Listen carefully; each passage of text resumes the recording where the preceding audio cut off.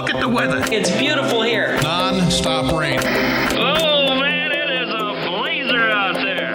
It's cold and it's shivery. It is cold. Really coming down here. I really enjoy your weather reports. From the All Indiana Podcast Network, we're talking weather in a whole new way. From historical events to what's coming up, plus weather news, science, safety, fun facts, and more. I like where this is going. This is Weather Weekly. Weather Weekly with Wish TV Storm Track 8 meteorologist Marcus Bailey. It is episode number 59 of Weather Weekly. Good to be with you here for the middle of March, the week of March 14th. 2022, which is also Severe Weather Preparedness Week in central Indiana. And that's what we're going to be spending a lot of time on after some weeks here where we've done some special snow talk broadcasts here. We're going to focus in on severe weather preparedness, how to get you, your family, your coworkers ready for what's to come and what we usually see as an active severe weather season across central Indiana, the meat of which usually happens in the month of April, May, and June, but we certainly can have our fair share of nasty storms for the month of March. So this is a good time as we're already, obviously, starting to see those fluctuation in temperatures. I believe I showed on the air here early this morning on Daybreak on Wish TV. Started the month off of the month of March. We had 6 days in a row of temperatures 15 to 30 degrees warmer than average. Then we had 6 days in a row of temperatures at or below average. And Monday, we started with temperatures well above average, nearly 15 degrees. And it looks like for much of this week is going to be very spring-like, running well above average as well. So anytime you have those big fluctuations in temperatures, you can get, not always, but it's one of those ingredients among many of the potential for maybe some stormy patterns ahead. So we're going to spend some time talking about severe weather preparedness, getting you ready to stay safe during this severe weather season. That's next here on Weather Weekly. Episode 59, it is Severe Weather Preparedness Week in central Indiana, and this podcast dropping through the middle of it on a Wednesday. So we've already gone through a couple of the days, but I do want to take you back, kind of walking you through. And so who spearheads all of this Preparedness Week is the National Weather Service office out of Indianapolis. And so what they've been doing, and they do this every year, but what they do basically is they pick a topic each day and focus on that, and it gets shared out to all the public sector, so emergency managers from the various counties around the state, as well as us in the media share a lot of that information, just trying to kind of pass it along. A lot of it is stuff that you've already heard, but I think it's a good reminder because we are at that point of the year. Now, I mean, we can get a tornado any day of the year. It doesn't matter when it is. But certainly we have a heightened risk really 3 months out of the year. And we're starting to kind of approach that range. April, May, and June, typically the most active when it comes to severe weather and tornadic activity specifically, statistically in central Indiana. So that's why they place that here, because now we're starting to get into that transitional period in March. We've certainly felt that with the big swings in temperature. So let me take you back, and I'm going to kind of go with what the Weather Service has kind of put out there. They got great information, and if you want a little bit more information about Severe Weather Preparedness Week, you can check out weather.gov/IND.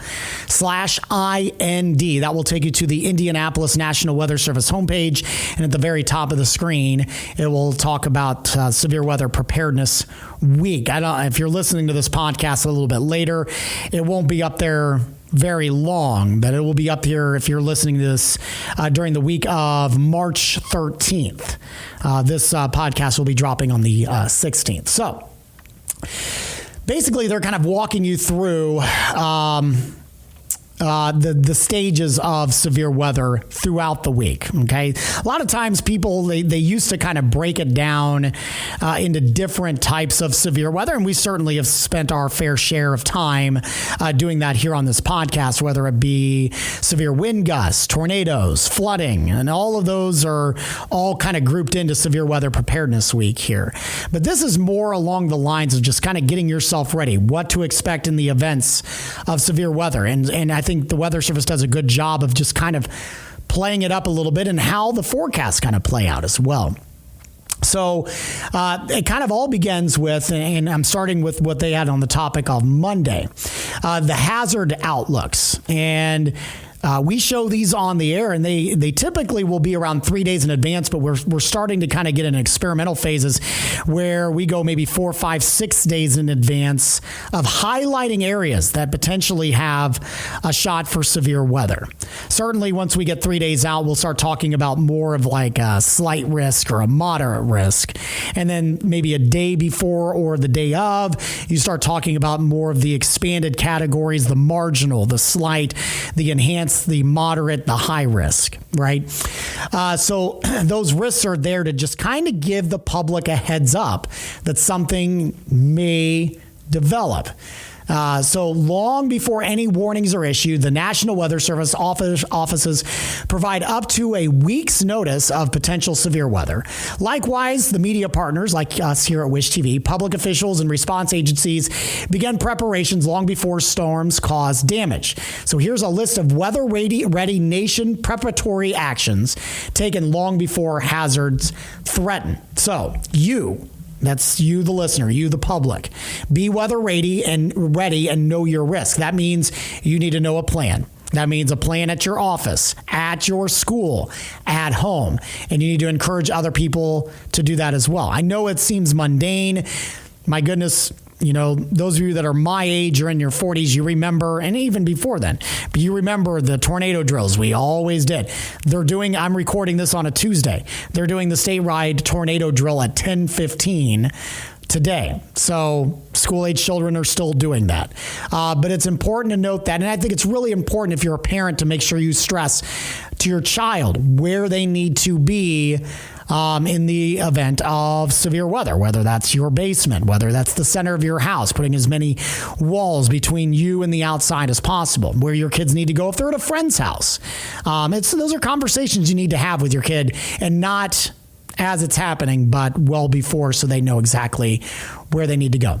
Assemble a disaster supply kit and pet kit. Review your safety plans. We often recommend that you put that in your safe spot. That's just first aid kit, bottles of water in case you're kind of shut in for a little while, that kind of stuff.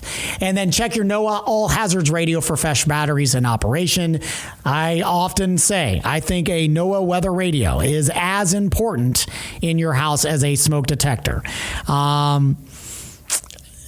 Because it will wake you up in the middle of the night. It is loud, trust me. My wife hates it because I don't only have our weather radio set for the county that we live in, but because I am a meteorologist and always on call, I have it set for every county that we service in the Wish TV viewing area, meaning that is going to go off and let me know if there's a tornado warning or even a severe thunderstorm warning that I need to wake up and I need to go into the office. So it's an important tool to have. I promise you, even if you're the heaviest of sleepers, it will wake you up. And the nice thing is you can get them cheap, $20, $30, easy to program. If you have problems programming your weather radio, shoot me a message, email me, or shoot me a message on social media. I'll help you out. It's super easy. Would be happy to help you out. And, most of them are battery backup as well. Most of them you can plug in, but in the event you lose power, there is battery backup as well. And so that will be kind of as a backup utensil for you as you are guiding yourself through severe weather. So the National Weather Service, they issue hazard outlooks, including weather or flood risks 7 to 14 days out. The Indiana Department of Homeland Security monitors the NWS outlooks to determine need for coordination, promotes personal emergency preparedness, make a plan. They often will do that on social media, and develops preparedness plans in coordination with local officials. Usually those are county emergency management agencies. The American Red Cross, be ready, cross ready, get a kit, make a plan, be informed. We mentioned that, having your kit ready. If you need guidance on that, the Red Cross offers a lot of good, helpful tools to have yourself ready to go for your severe weather preparedness kit. Alerts train disaster volunteers to be prepared for possible response, and checks inventory of disaster relief supplies. Often, if you've ever lived in a disaster zone or nearby one, the Red Cross, one of the first places that will be on scene to help aid in getting things that the Red Cross provides to people in need that may have lost a home. Schools, local safety officials, and responders, they monitor the National Weather Service outlooks to determine need for hazard preparations and check staffing and supplies for adequacy. And then, of course, us, the media, local TV meteorologists begin broadcasting concerns for severe weather threats up to a week in advance. So that's one stage of it. The next stage is watches. I really saw a great graphic because I don't want to go into what everybody is kind of doing because it's kind of the same. Obviously, kind of just getting yourself prepared, know where your safe space is. You're just doing it with a bit more urgency with watches. And then obviously when a warning is issued, that's when you need to take action. I saw a great graphic to really kind of put in perspective, because if there was any confusion for you in the difference between watches and warnings, somebody posted a graphic and it showed this is what a watch is. And it showed all of these delicious ingredients on how to make a taco. So it had your ground beef, it had your taco shell, it had lettuce, tomato, onion, cheese, salsa, sour cream, guacamole. And they were all just kind of spread out but not put together. All right. So what that means is a watch is all the ingredients are there. They called it a taco watch. All right. Then the other graphic showed a taco warning, and it was a taco that was completely put together, delicious looking and ready to eat. All right. I think that's the best way to make sense of it all. A watch means all the ingredients are ready and they are there. Doesn't necessarily mean something's going to happen, right? You can have all those in your refrigerator, but doesn't mean that they're all going to get put together. But if they do, then you have your warning. In the scenario I said, it was a taco warning, so it's ready to eat. But if it was in the event of a tornado, it means a tornado is happening, right? So know the difference between watches and warnings. So that was kind of what was covered on day one of Weather Preparedness Week. Day two, which was Tuesday, and that's the day I'm kind of going through here now, was the warning process. And that's when the tornado drill is taking place. So again, what all these agencies are doing. Depending on the situation, a lot of these places are going to be deployed. Obviously, us as a broadcast medium, we're going to be making sure everybody gets those warnings via social media, via television. If it's a tornado warning, we're likely going to go to wall-to-wall coverage.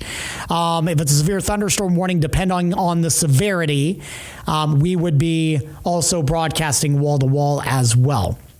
Local officials are going to activate their outdoor sirens. Your weather radios are going to be going off. And you yourself need to be ready to take action and go into your safe space. If indeed that severe weather takes aim on your area. So once that all takes place, what we'll be focused on for Wednesday via the Weather Service is response. Knowing what to do during a disaster is a key part of preparing for one as a weather-ready nation. Here are response activities that should take place during or shortly after a storm, with a look at everyone's role in the warning process. First, for you, assess the medical needs. Evacuate along with pets to safe areas of shelter if needed. Turn off gas or electricity if needed, and it's safe to do so. Monitor television, radio to keep you informed of emergency orders. Initiate your family disaster plan. Use disaster supply kit if necessary. Report damage through an IDHS website if requested. That's Indiana Department of Homeland Security. The Weather Service will continue to issue warnings until the event has ended. Dispatches damage survey teams to assess tornado damage and continues collecting spotters reports of damage and tornado information. And they are vital because a lot of the damage reports are going to come straight to the Weather Service, and they in turn will then pass it to the Indiana Department of Homeland Security. They expand emergency operations, coordinates multi-agency response, and deploy incident management teams and resources to damage areas if local officials request. The American Red Cross deploys volunteers to provide assistance to affected areas and open shelters and provide food to those affected by the disaster. Local officials and emergency responders will locate and treat casualty victims and transport to hospitals, remove debris from road, restore communications and other services. So those are your EMA officials. That's your local police, whether it be city, county, or state. Helping to kind of alleviate those issues. That is as or right after the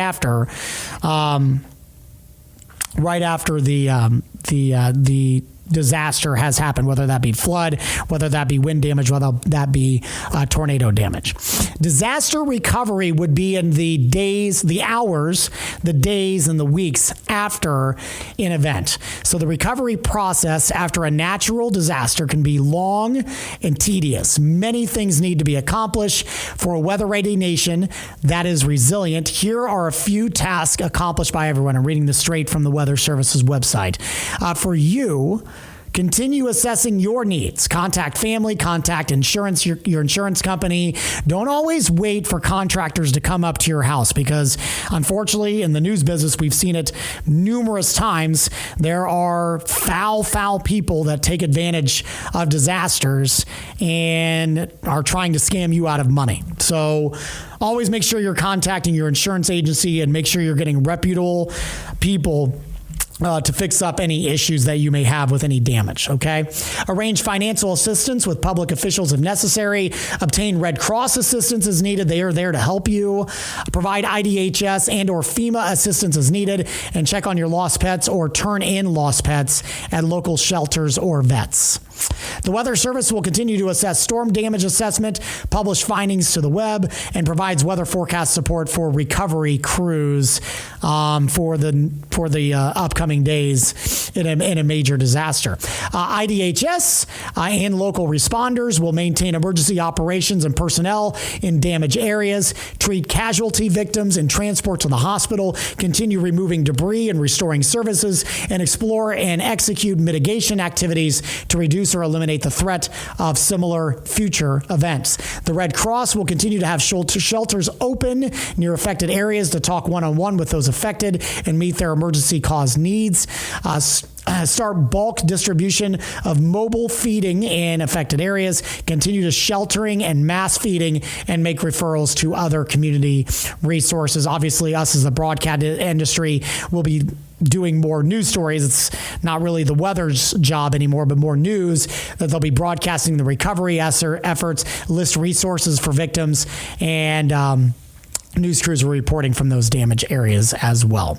So that's kind of the timeline of how things really kind of stack up in a timeline from beginning to end till the forecast to the day of to the days after, and how you and all of these other agencies are all factoring in to make sure that everybody is getting what they need. And it is a machine to make sure everybody has kind of got everything going. Weather Ready Nation. If your business is not a Weather Ready Nation, it might be something you want to look into, and you can reach out to the Weather Service about that. But basically, it's making sure that your place of business is ready to go, training people to know what's going on in the event of a natural disaster, such as tornadoes, severe wind gusts, flooding, that kind of thing. So I highly recommend, if you are listening and you are the head of a business, it might be something you want to check out. It is free. You will be recognized by the National Weather Service as being an ambassador for the Weather Ready Nation. You're storm ready.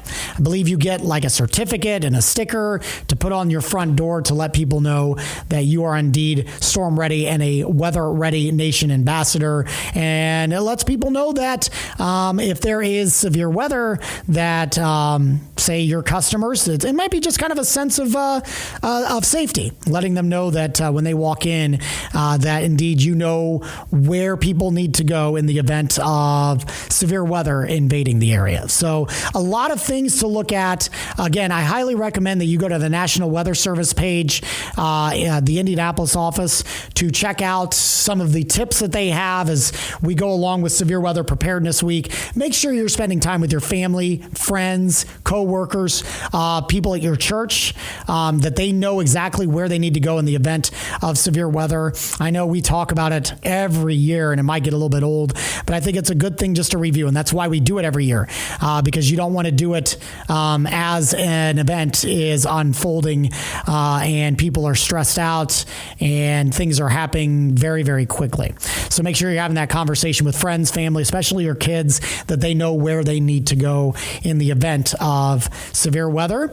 Hopefully we don't have to deal with that this year, but we know in the Midwest it can happen at a moment's notice, and we are gearing up for prime time for severe weather. April, May, and June is the most tornadic season, or the highest frequency on average of tornadoes in central Indiana. So make sure you are prepared.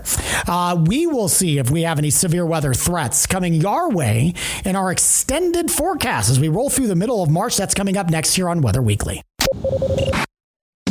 Here's a look at your forecast, extended forecast for the week of March 13th. And it's already been very, very mild.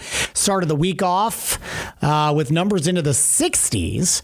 And here we are in the middle of the week and making a run at 70 degrees during the afternoon hours. Not bad. I think St. Patrick's Day, oh boy, is it going to be nice. I've got a high near 70 coming with a mix of sun and clouds, and should be dry. So it should be a really good St. Patrick's Day. It's also the opening round of the NCAA tournament, and there are games down at Gamebridge Fieldhouse. And yeah, it's going to be, I think downtown's going to be pretty busy here. Over the next couple of days with everything going on. Does look like a pretty good shot for rain, widespread rain on Friday, and it's going to help bring the temperatures down. Highs only in the mid and upper 50s on Friday and lower 50s on Saturday. We'll probably have some lingering showers Saturday morning. But does look like we rebound nicely. By Sunday, we're around 60, and it looks like another jump in temperatures by Monday with highs near 70. Next round of rain possibly on Tuesday of next week. Excuse me. Taking you beyond the 8-day forecast, the 8 to 14-day temperature outlook, looking to stay above normal with temperatures and above average with precipitation. I know we're getting to spring break time as well, just to kind of give you a heads up. If you are heading south for spring break, Florida, well above average, both the Atlantic and Gulf side. So places like Miami, you get down toward Daytona, even Jacksonville looks good. Tampa, the Clearwater area looks wonderful. Stretching around the Gulf Coast, Panama City above average temperatures. Same things for Pensacola and Gulf Shores when you head into Alabama. Near normal temperatures down on the Gulf Coast of Texas if you're heading that way for spring break. It does look like all of those areas have an above average chance for precipitation. That's over the next 6 to 10 days, the next 8 to 14 days, kind of the same scenario, above average temperatures along the Gulf Coast. From Gulf Shores, stretching all the way through Florida and the Atlantic side. Myrtle Beach is even on the warmer side if your travels are taking you that direction. And above average precipitation along the Gulf Coast as well. So may have to dodge some rain, but I think it's it's probably normal from if that's a usual vacation spot for you. That's what you can expect for your spring break trips if that's what direction you are heading. But look, hey, looks pretty good here if you're going to be sticking around for spring break here in central Indiana with those 60s and 70s on tap. Appreciate you guys stopping by here for episode 59. Greatly appreciate it. We've had a lot of listeners, new listeners. So if you're new on board and you haven't liked the podcast, please give it a like and a follow and a rating if you can. We'd also love to hear your suggestions, what you would like to hear on the podcast. You can email me anytime at marcus.bailey@wishtv.com. You can also follow along on social media, Marcus Bailey Weather on Facebook and Instagram, and at Marcus Bailey on the Twitter machine. So you can reach out any of those three ways, or you can email me as well. I'd love to hear your feedback or any suggestions, or if you just want to stop and say hi, that'd be greatly appreciated as well. Thanks for stopping by here on this podcast. And while you're here, make sure to check out all my other colleagues' great podcasts right here on the All Indiana Podcast Network. Have a great week.